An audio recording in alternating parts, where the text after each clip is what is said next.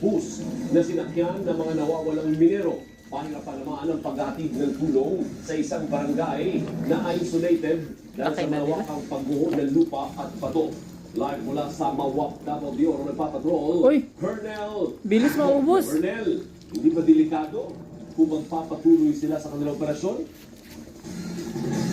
Baby, come. Alvin, mayat-maya ang ulan dito sa Masara Line. Pero nang pumunta tayo muli sa Ground Zero ay bumuti na ang panahon.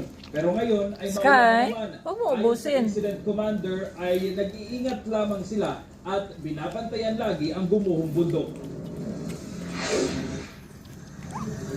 Hindi napigilan ng masamang panahon ang search, rescue and retrieval operations kanina sa Ground Zero ng Masara Landslide sa Mako, Davao de Oro.